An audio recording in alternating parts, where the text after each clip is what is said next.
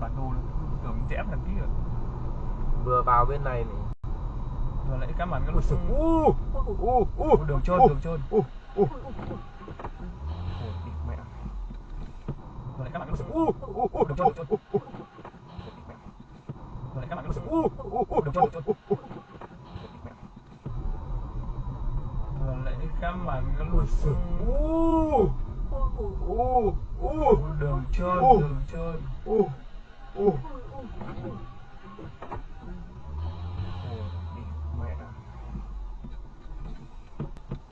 Sợ quá, đi vạn lầy mẹ mày cái này mẹ mày cho quả cam này thì toi. Ở đấy mình cũng không làm gì được, làm gì còn chỗ để tránh nữa đâu. Ôi em đánh lùi mà không.